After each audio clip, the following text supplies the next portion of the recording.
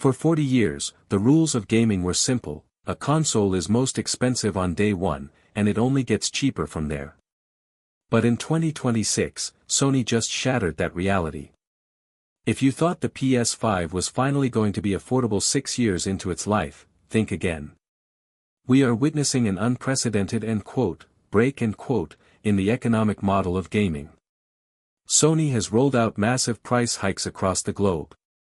In the US, a standard PS5 will now set you back $649, that's $150 more than launch day. But why? Is it just corporate greed, or is there a perfect storm brewing in the global economy that Sony can no longer ignore? Today, we dive into Chipflation and geopolitical wars, and why the golden age of affordable consoles might be over forever. This isn't a small adjustment, it's a global restructuring. The first wave hit the US, UK, and Japan in early April. The second wave just slammed into Korea and Southeast Asia on May 1st. Look at these numbers. In South Korea, the PS5 digital edition skyrocketed by 43.5%. In Vietnam and the Philippines, prices jumped by nearly 30%. Even the high-end PS5 Pro, which launched only in late 2024, is seeing 15% to 30% increases depending on where you live. For gamers in developing economies, the PS5 has officially shifted from a toy to a luxury asset But even here in the States, hitting $649 for a 6-year-old machine is making people ask, should I just build a PC instead, Experts are calling this chipflation The core of the problem isn't and Oppo's, Sony's profit margin, it's a brutal resource war. Right now, the AI boom is the villain for gamers.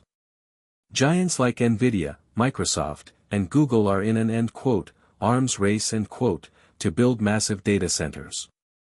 These centers eat up a staggering amount of DRAM and NAND memory, the exact same components your PS5 needs to run.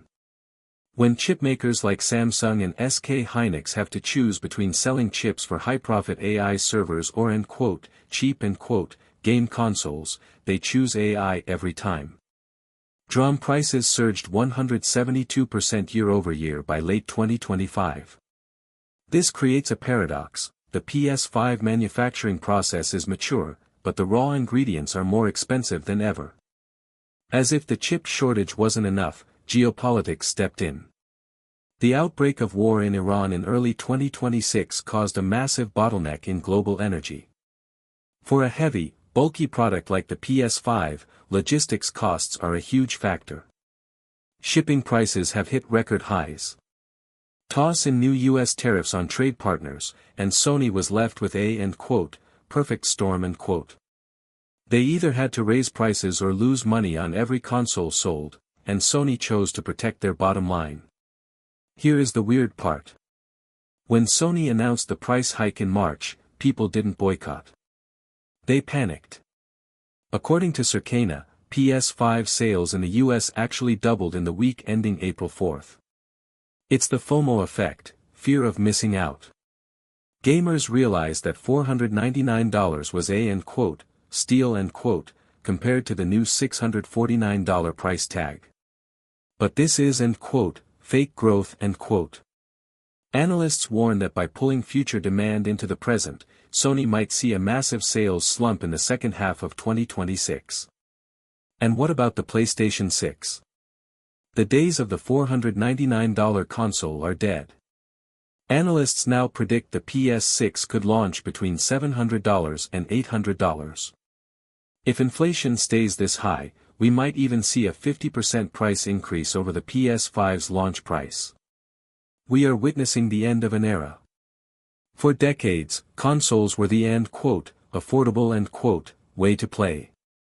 Now, they are becoming high-end electronic assets If you're in the market for a console in 2026, my advice: look at the second-hand market for the original fat PS5 models, which are still hovering around $400.